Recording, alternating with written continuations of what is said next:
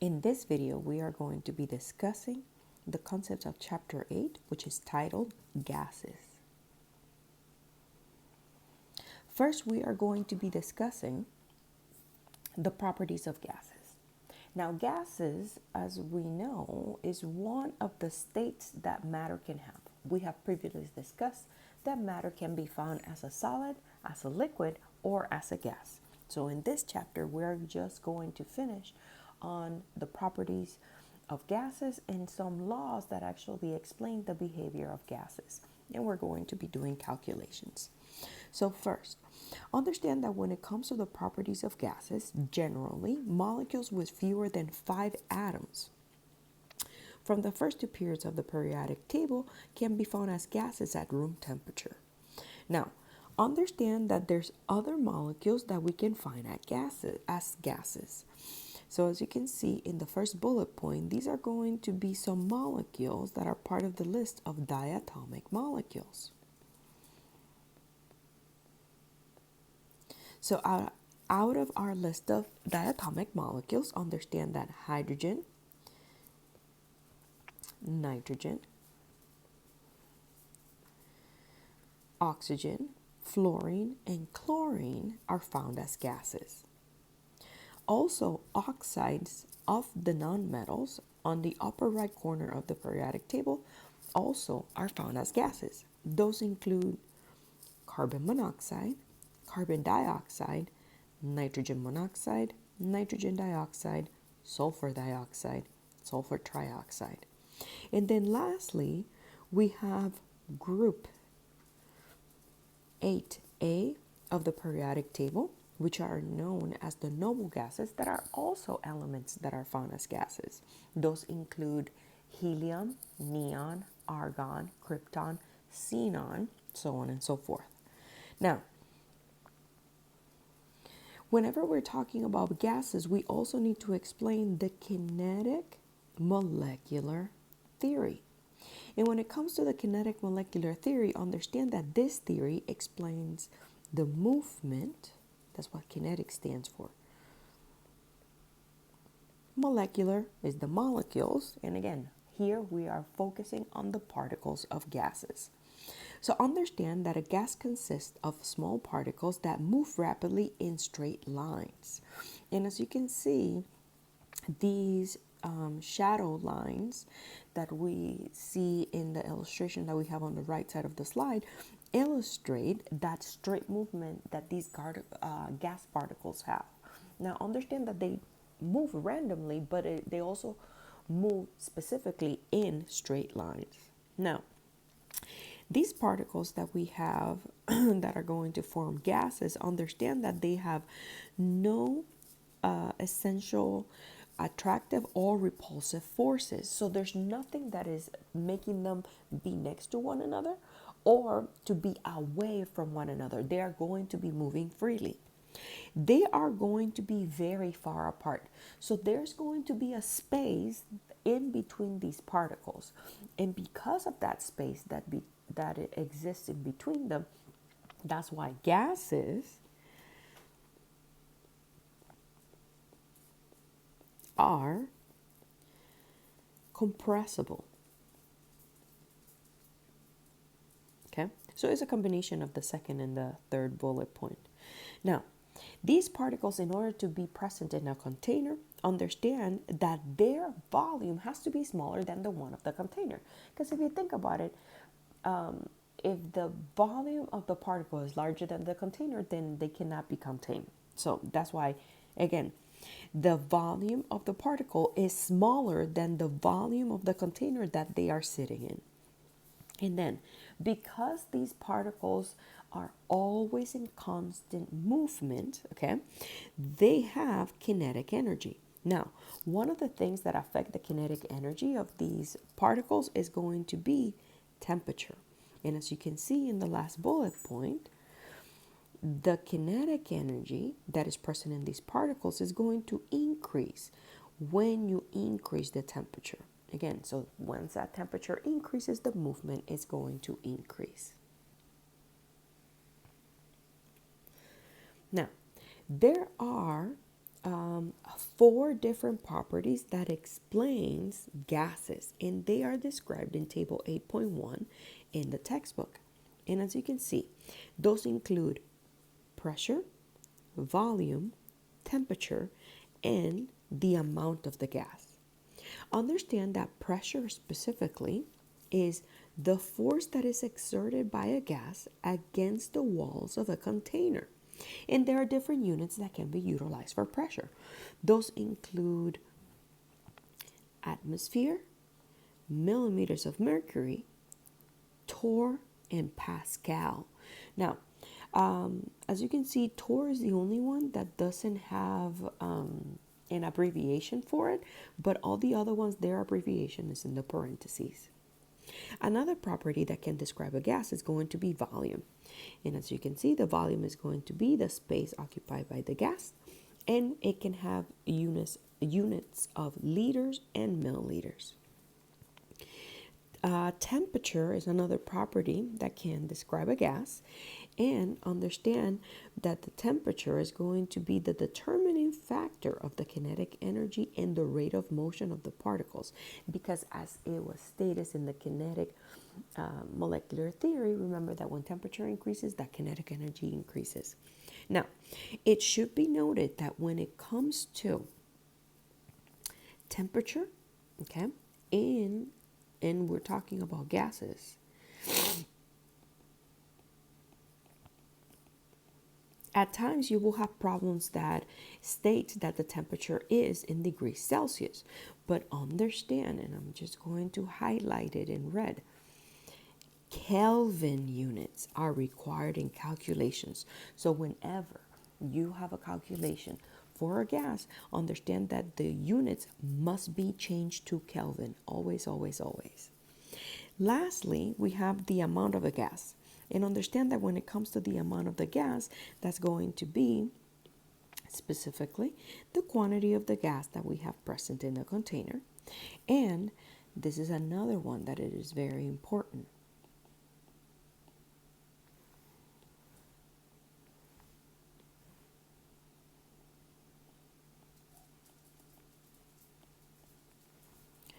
Understand that even if you have given grams, moles are required in calculations, okay?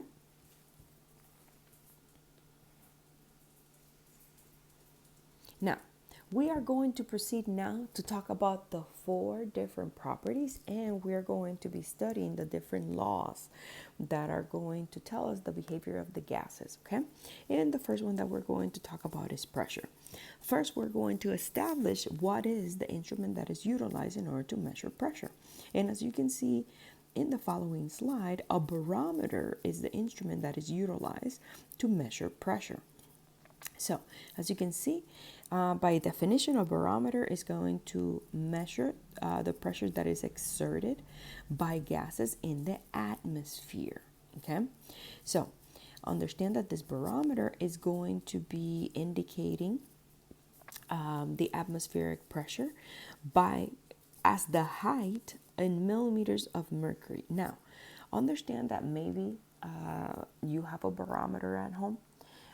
Not all barometers are going to be specifically measuring millimeters of mercury, but as you can see in the illustration on the right side of the slide, this is the barometer that was invented by Evangelista Torricelli, which in this instrument, as you can see, what it has overall is that it has this column that is going to measure the millimeters of mercury, and it was established that 760 is going to equal to 1 atmosphere. And depending on the height, then you will know how much or what is the atmospheric pressure. Now, understand that this conversion that we have right here, which relates millimeters of mercury with atmospheric pressure and torr, you should write it. I'm not right. Should write it for exam purposes. That means that I'm not going to provide it, but you should write it in your notes. Because it's going to be an important conversion whenever you're doing problems. Now, let's just focus now on atmospheric pressure. And understand that atmospheric pressure is going to be the pressure that is exerted by a column of air from the top of the atmosphere to the surface of the earth. Okay? Understand that weather actually changes atmospheric pressure. So if you look at the atmospheric pressure every day, it is going to be different. Now, another thing that is important to note is that atmospheric pressure is going to decrease as altitude increases. So as you can see in the illustration that we have on the right side of the slide, as you are in higher elevation, you have a lower pressure being received, because remember that the taller you are, that column of air is going to be hitting you less. Now, it is known that at sea level, for the most part, that atmospheric pressure is around 1 atmosphere. That's what ATM is. This is just a unit for pressure, and is known as atmospheres.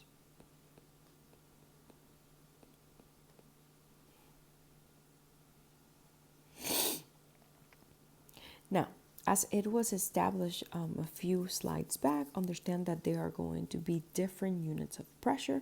That includes atmosphere, millimeters of mercury, torr, pascals. So understand that when it comes to inches of mercury, pounds per square inch, and kilopascals, we tend not to use them often in problems, but if they are present in any problem, understand that those conversions will be given to you. Now, out of these, maybe the one that you may be more familiar with is PSI, because in everyday life, for example, if you own a vehicle or if you have a bike and you need to put air on those tires, most of the time the amount of air that you're putting in tires is going to be measured as PSI. Now, for the rest of this chapter, now we're going to be focusing on gas laws. And understand that gas laws are going to be laws that are going to explain the behavior of gases under very specific conditions.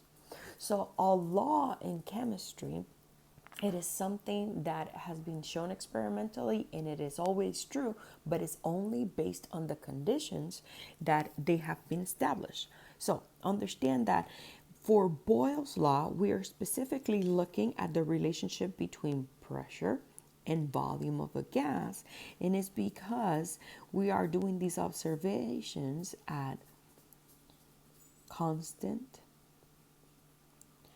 number of moles of a gas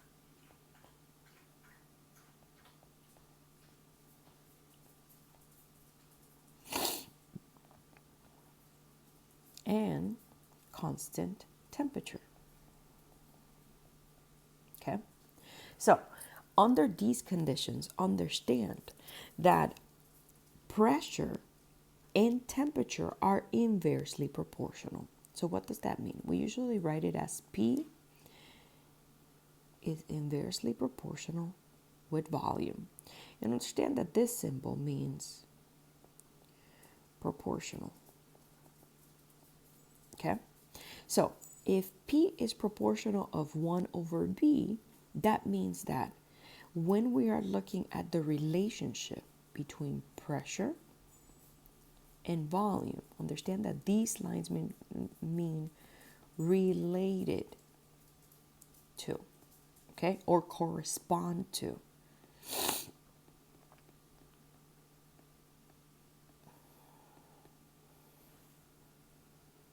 Because pressure and volume are inversely proportional, that means that when pressure goes up, volume goes down, and vice versa. If volume goes up, pressure goes down. So they're going to have opposite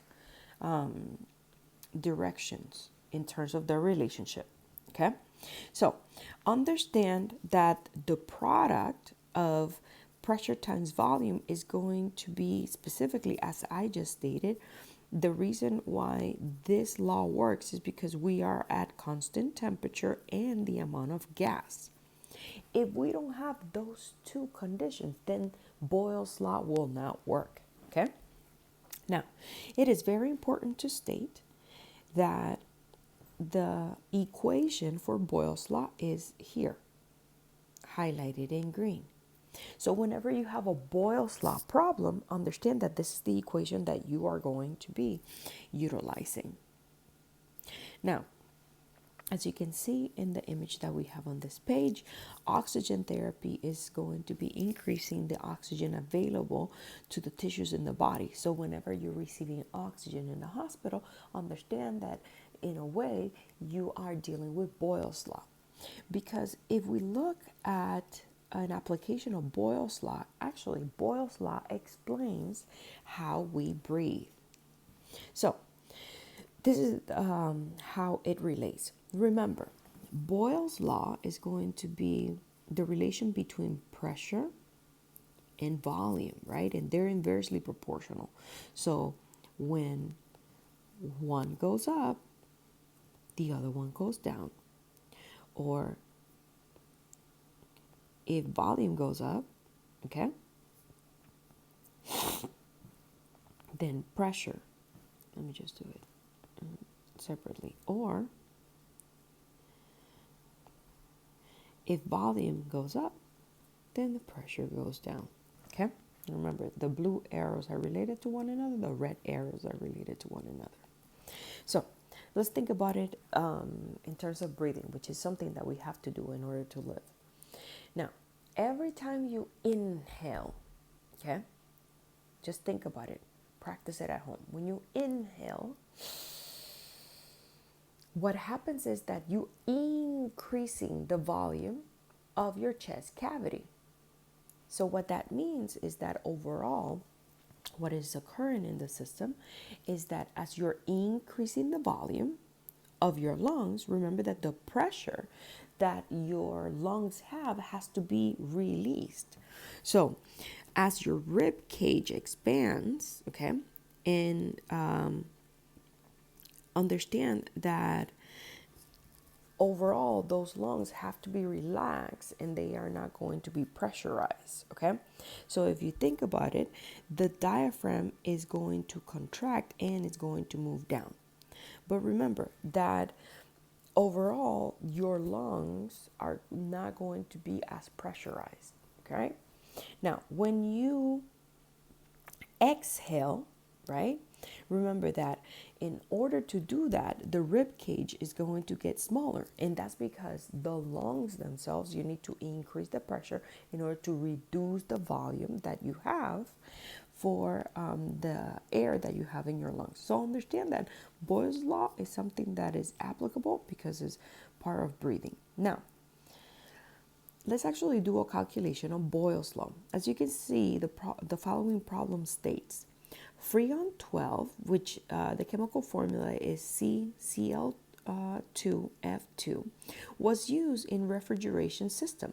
What is the new volume of an 8.0 liter sample of Freon that was initially at 550 millimeters of mercury after its pressure was changed to 2200 millimeters of mercury, again at constant temperature and number of moles? So remember that for Boyle's law, we need to write in our equation, which is initial pressure multiplied by the initial volume equals the final pressure multiplied by the final volume. In here, we are going to be specifically looking for the new volume. So this new volume means that we are going to be looking for V2. So we are going to use our algebra in order to solve for V2. V2 is going to equal P1 times V1 over P2.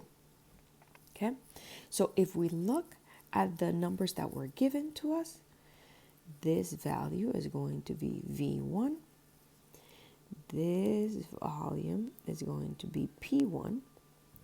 this value is going to be P2. Okay, now as you can see, pressure increased, so what do we expect? That volume is going to be smaller than 8.0. So let's plug in the numbers, which states that 550 millimeters of mercury, we're going to multiply by 8.0 liters, and we're going to divide the whole thing by 2200 millimeters of mercury. So understand that the millimeters of mercury cancel each other.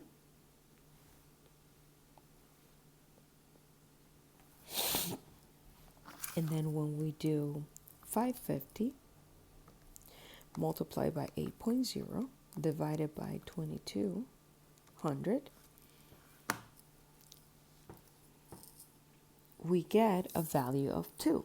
But then remember that we have to have it in the correct number of sig figs. That means that we have 2.0 liters as our answer.